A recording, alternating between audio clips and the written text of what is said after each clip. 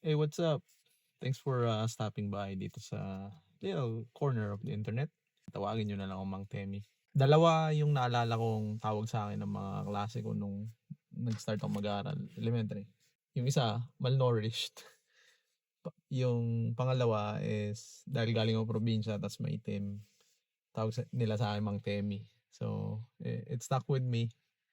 Um, I don't mind right now, pero siguro dati nung bata ako, may sting ng konti, but it is what it is. I kind of wanted to just talk about gratitude, share some positive vibes. Kanina, while I was looking out the window ng building namin, no, naisip ko lang, and ginawa ko na rin to dati nung nagtatrabaho pa ako sa atin sa Pinas, dyan sa isa sa mga building sa Ayala. I always look down, kind of a metaphor siguro of where I was at that time tapos where I came from. So ganun din naisip ko kanina. I was looking outside tas nakita ko yung public square and then surrounding buildings, and I was just I'm still amazed at where I am right now in terms of yung career ko. And it's definitely not bad to be reminded of where you came from, especially when you're surrounded with privilege and abundance, lalo dito sa Amerika. Obviously, I don't know who you are, I don't know your financial situation, but kahit anong pa man yan challenges, halimbawa, na pinagdadaanan nyo, you always ask the question, you ask yourself this question, is it an unbreakable obstacle, or sometimes is it just an excuse not to do anything? Ordinaryong tao lang ako, hindi naman ako very successful, but I'm just comparing myself ngayon dun sa um, my old self, or yung kung ano yung saan ako nanggaling. Anyway, I'll be heading out. Samahan niyo ako sana sa pag-drive. So I would say, at least sa career ko, no, I can consider myself successful in my own ways, at least. And this is where it becomes subjective kasi depende naman yan ano yung definition nyo ng success. 'Di ba? Meron naman yung mga like naging successful kasi umabot na sila dun sa naging milyonaryo sila, or they're at a certain level, halimbawa executive level. I am satisfied yun dun sa naging trajectory din ng career ko.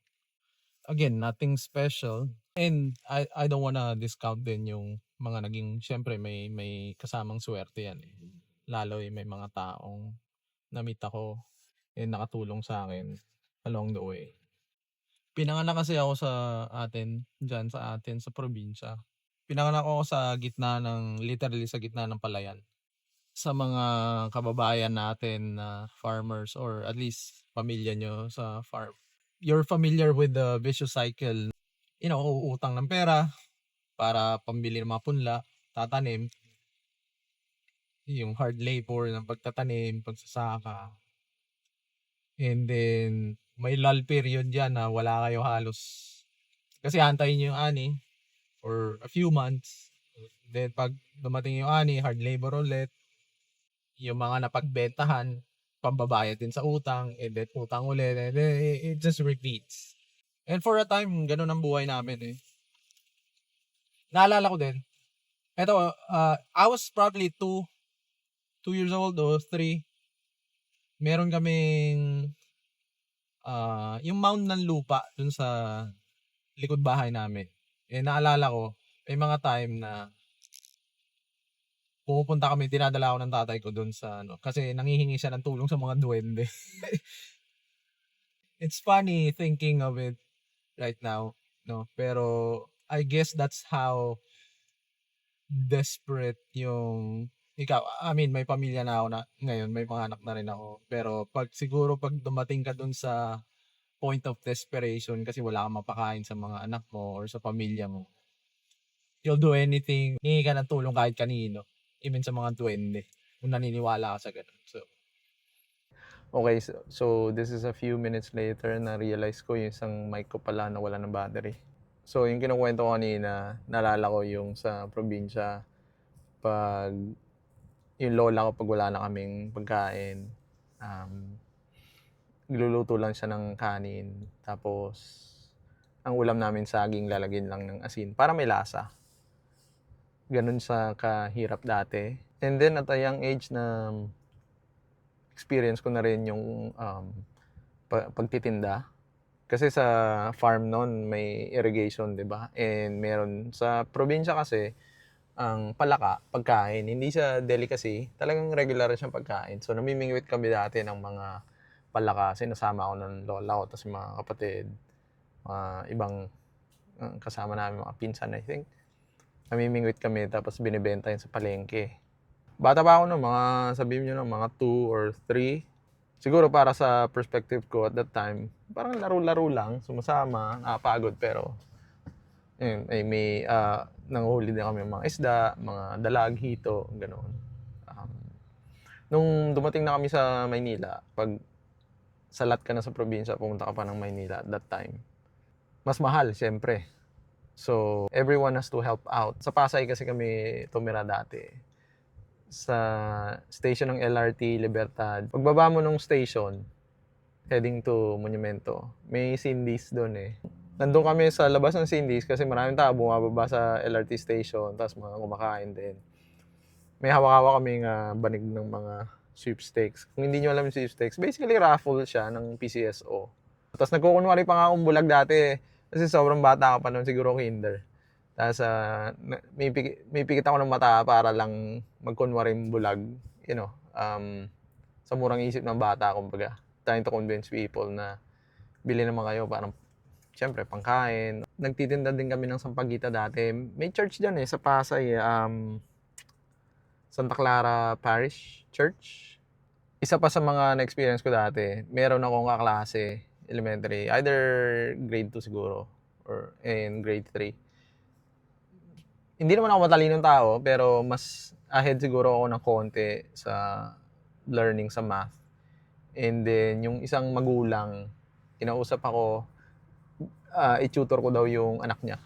So, mga 3 streets from sa amin, yung bahay ng kaklase ko, tapos binibigyan niya ako ng 20 pesos at that time for one afternoon na tuturuan ko lang siya ng math. Then, pinapamerienda pa nila ako. So, doon sa bahay nila yon. So, I still remember yung kaklase ko na yon. I don't have any contact nga lang. However, I still feel grateful doon sa experience na yon. Naalala ko, lalakad ako sa buong Pasay. Kahit saan ako mapunta kasi naghahanap kami ng mga tanso dati. Yung tanso kasi pwedeng ibenta, may certain weight, maipon mo muna. So maglalakad ka kahit saan sa kalye para lang makakita. Usually yung mga wires nga dati, binabalatan namin para ipunin mo yun, ibenta mo, mapagdagdag sa panggastos. Nung tatay ko nag-work sa construction, kasi nung dumating kami sa Maynila, wala naman siyang trabaho. So, construction worker siya. Umuwi siya dati na may dalang isang malaking sako ng kangkong. Kasi may kasama siya sa construction na malapit nakatira sa ilog o sa sapa. Pagdating niya sa gabi, babundle namin yon or paghiwa-hiwalay namin. Tapos gigisingin niya ako mga 4:00 siguro ng madaling araw. Siguro grade 2 o grade 3, ganun katagal. Araw-araw. Tapos maglalakad kami sa palengke, dala ko yung isang malaking bilao, tapos yung kangkong, gano'n. Tapos iiwanan niya ako doon, kasi pumunta siya sa trabaho. Ang diskarte ko dati dahil wala rin akong pambili ng plastic, 'pag may bumili sa akin sasabihin ko, "Ma'am, sorry wala na akong plastic." Parang gano'n. Pero kakasimula ko pa lang, Sinasabi ko na ilagay niyo na lang ako sa ano niyo, sa bayong o kaya do'n sa kung anong dala nilang malaking bag. Pero ang pinakamatagal kong nagawa is yung maging, cigarette vendor sa traffic. Grade 5 ako nung lumipat kami from Pasay to Taguig. Sa Taguig, sobrang daming traffic. And I could understand people's perspective na ang traffic talaga nakaka-delay ng lahat. Like, losses sa business, and ganun, inconvenience, loss ng time. Pero sa aming mga cigarette vendor at that time, it's a blessing. Kasi maglakad ka lang dyan, maraming pwedeng bumili sa'yo. Yung ibang mga kasama ko doon, mga ex-convict, mga galing bilibid, galing provincial na kulungan, tapos hindi sila makahanap ng trabaho. Understandably, yun ang nagdala sa kanila sa kalye. Ako naman, nagdala sa akin sa kalye is just, looking for ways para makatulong sa pamilya, sa panggastos namin. So I did that for 5-6 years. Habang nag-aaral ako niyan, and rain or shine, especially sa weekend, you spend almost the entire day na nasa labas ka. Umuwi lang ako para kumain tanghalian, gano'n, o kaya bumibili ako merienda sa labas. So lahat ng pwede mo mabenta, sigarilyo, dyaryo. Ang maganda sa dyaryo pala dati, wala kang puhunan. Ibabagsak yan sa'yo ng mga nagde-deliver sa umaga, madaling araw. Like, sabihin mo ng 400 or 200 pieces. Babalik sila pagkagabi, at kung ano lang yung nabenta mo, yun lang yung babayaran mo yung puhunan. And then, sa'yo na lahat ng tubo. Tapos lahat ng mga natirang dyaryo, ibabalik mo kasi tutunawin yun na rin yung gagamitin ng dyaryo for the next day or succeeding days. So, walang waste halos. And wala kang puhunan, yun ang maganda. Malapit kasi kami doon sa Fort Bonifacio. And may field doon na kung saan nag-hold ng ROTC drills ang karamihan ng colleges. So, pag natapos yun sa tanghali hanggang alauna, 2:00, ganun, sobrang dami. Sabihin mo ng mga 100,000 na students. Magbenta ka ng ice tubig, candy, or kahit ano pa dyan. Papatusin nila dahil sobrang init, pagod, uhaw, at saka gutom ng mga estudyante.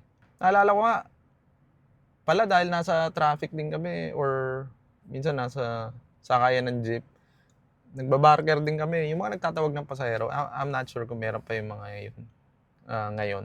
May mga nakita akong tao habang nagtitinda ako na either kaklase ko, teacher ko sa school, mga ganun, or mga kaibigan. May mga good and bad experiences, or hindi naman bad pero not so good. Meron akong klase dati na nakita niya ako. Pagkakita niya sa akin, magkakilala naman kami sa school, no? Magkaklase kami sa same classroom. Pagkakita niya sa akin, bigla siya lumingon pa kabila. So, sabi ko baka one-off lang na na incident. Naulit. 2 beses, 3 beses. Every time. Yung isang beses, nasa taxi siya. Nakaupo sa likod. Nagkatingin na kami, bigla siyang gumanon. I'm not sure kung nahihiya siya para sa akin or hindi niya kayang makita ako na gano'n or I don't know. So, hindi ko naman na siya tinanong ever. Isa pa sa mga naging work ko dati sa ganyan is sa palengke din. I think high school to college.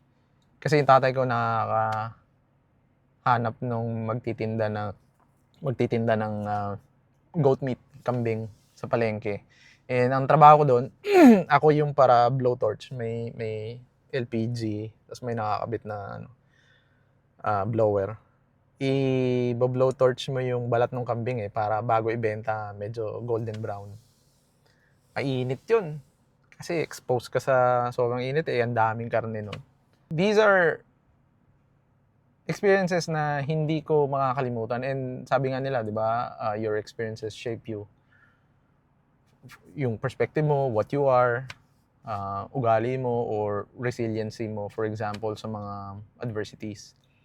And I'm proud na pinagdaanan ko yung mga yun kasi it made me resilient din sa buhay. And right now, nandito ako sa US. I have my family, I have my kids. Meron akong trabaho na maayos. Yun nga, sa downtown pa ako nag-work. Isa sa mga malaking manufacturing companies dito sa US. And I'm just grateful. I just wanted to share yun sa inyo. Anyway, yun lang. Nakwento ko lang. If you reach this part of the videos, maraming salamat sa pakikinig. Marami pa akong may kukwento, I think. Lalo, like, day-to-day life dito sa US. And ultimately, based on my experience, answer the question, is it worth it to come here? Or do I regret yung decision na mag-migrate? Maraming salamat. See you on the next one. Peace.